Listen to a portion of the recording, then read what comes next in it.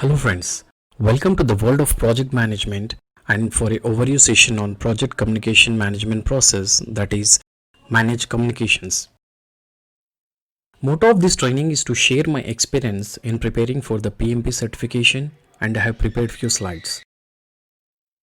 Let's quickly move to our agenda for this session that we are going to discuss on what is managed communication process and its ITTOs, that is inputs, tools and techniques and outputs. It is the second process in the communication management, defined as managed communication is the process of ensuring the timely and appropriate collection, creation, distribution, social storage, retrieval, management and monitoring, and the ultimate disposition of the project information. The main key benefit of this process is that it enables the efficient and effective information flow between the project team and the stakeholders. Hope you understood its definition and the key benefit. Let's discuss some techniques which need to be considered for the effective communication here. We have the sender-receiver models, choice of media, writing style, meeting management, presentation, facilitation and active listening. All need to be considered, that is the considerations to be an effective communication methods. Fine. Hope you understood about its definition, the key benefit and the considerations which I have mentioned here for the effective communication. Let's quickly move to its ITTOs. In inputs we have the project management plan, which consisting of the resource management plan, communication management plan, stakeholder engagement plan. And we have the project documents, which consisting of the change log, issue log, lessons learned register, quality report, risk report, stakeholder register. And also we have the work performance reports, enterprise environmental factors and the organizational process assets, that is EEFs and OPS. And coming to the tools and techniques, we have the communication technology, communication methods, communication skills, which consisting of the communication competency, feedback, non-verbal and presentations.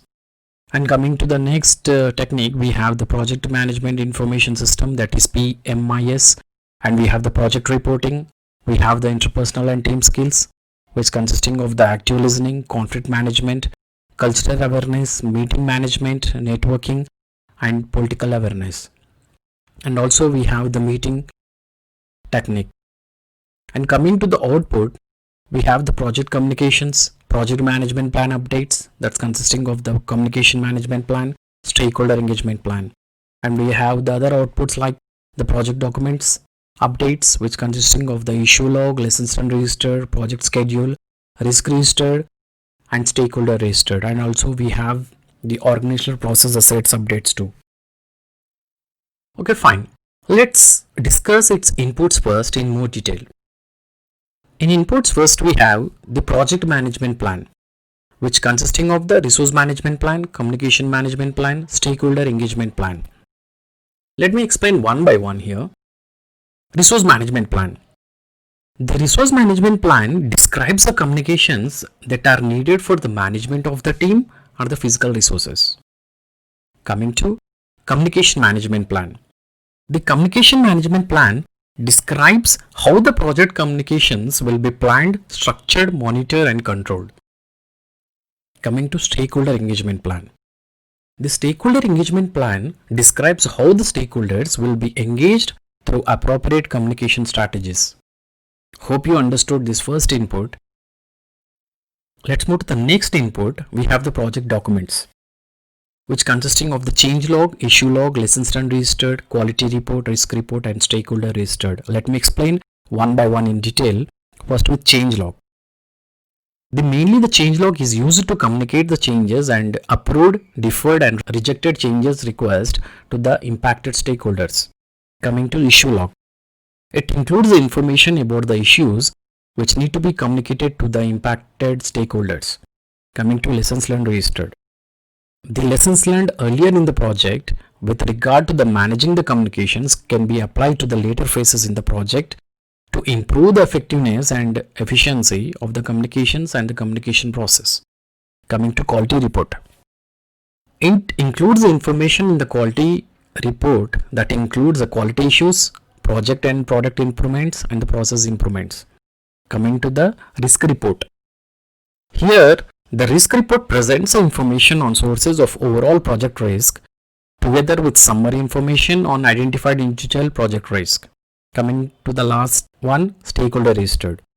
The stakeholder registered identifies the individuals, groups or organizations that will need the various types of information.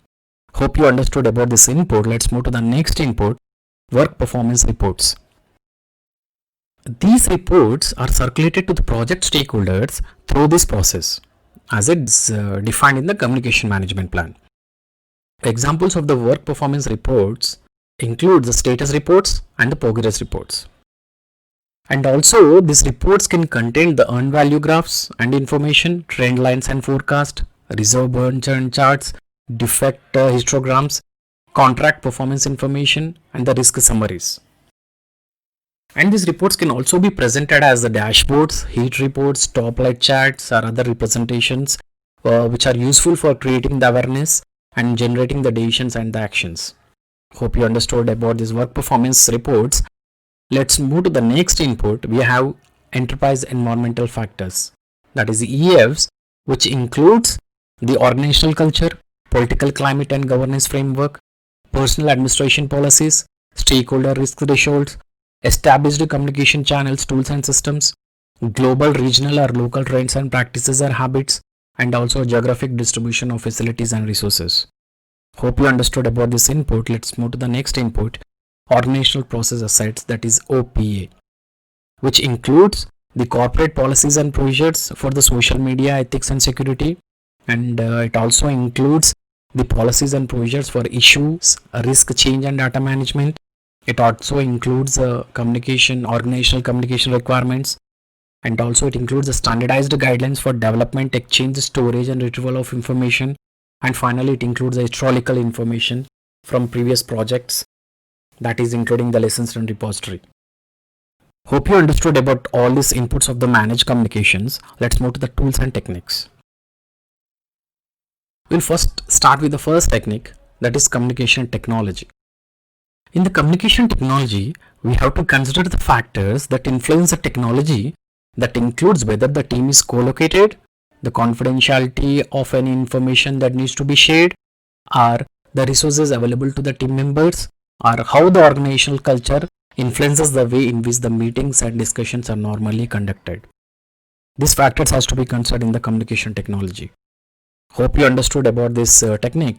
Let's move to the next technique, communication methods. In this, it allows the flexibility in the event that the membership of the stakeholders community changes or their needs and expectations changes. The different methods. Hope you understood about this technique.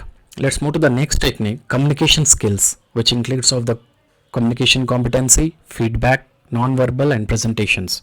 Let me explain one by one. Communication competence. The communication competence includes the clarity of purpose and key messages, effective relationships and information sharing, and leadership behaviors. Coming to feedback. This supports interactive communication between the project manager, team and other project stakeholders. The feedback is must in all the areas. Examples, the coaching, mentoring and negotiating also. Coming to non-verbal. Here, examples of non-verbal communications include the appropriate body language to transmit the meaning through the gestures, tone of voice and the facial expressions. Hope you understood this non-verbal thing. Moving to the presentations. A presentation is a formal delivery of the information or the documentation. This mainly presentations will be successful when the content and delivery take the following into the account, that is the audience, their expectations, their needs and the needs and the objective of the project and project team. These are the key communication skills which need to be considered in all the projects. Hope you understood about this technique of managed communications. Let's move to the next technique, project management information system. Mainly this PMI can ensure that the stakeholders can easily retrieve the information they need in a timely way. For this, we have different tools such as electronic communication management, electronic project management and social media management. Let me explain one by one. Electronic communication management. Mainly that includes the email, faxes, voicemails, telephone, video and web conferencing, websites and web publishing. Second, electronic project management. That includes the project management software, meeting and virtual office support software, are the web interfaces, are the specialized project portal and dashboards, are the collaborative work management tools.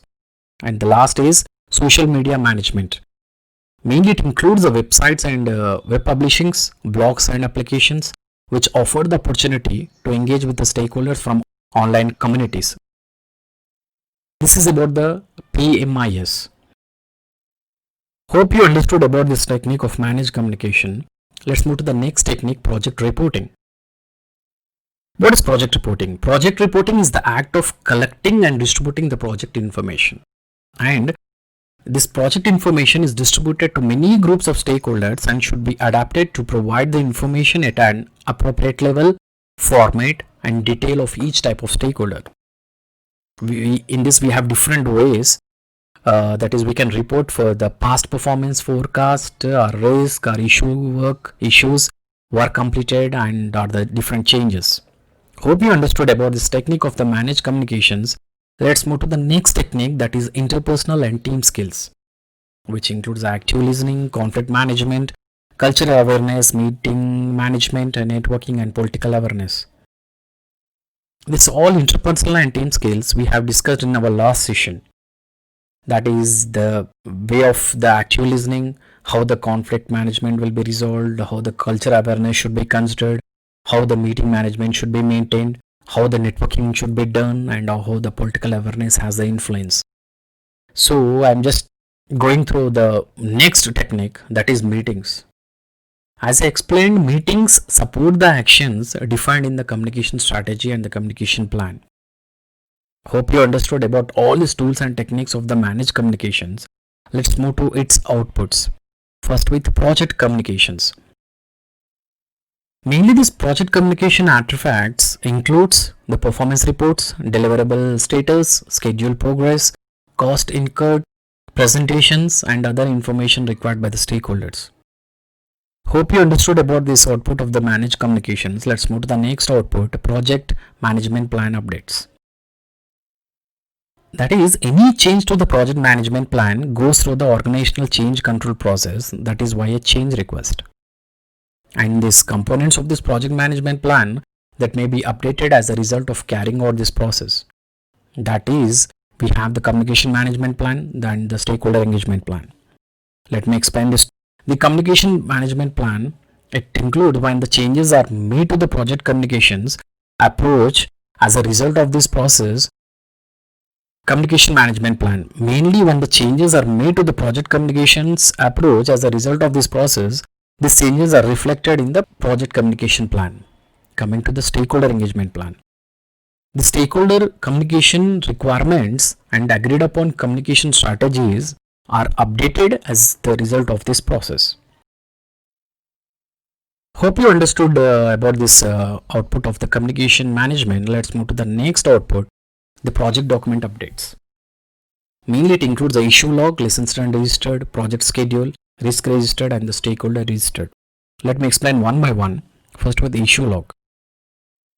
The issue log is updated to reflect any communication issues on the project or how the communications have been used to impact the active issues. Lessons learned registered. The lessons learned registered is updated with the information on challenges encountered and how they could have been avoided, as well as the approaches that worked well and what did not work well for managing the communications. Project schedule. The project schedule may be updated to reflect the status of the communication activities. Coming to risk registered. The risk registered is updated to capture the risk associated with managing the communications. Coming to the last one, stakeholder registered. The stakeholder registered can be updated to include the information regarding the communication activities with respect to the project stakeholders. Hope you understood about this output of managed communications. Let's move to the next output, that is organizational process assets updates.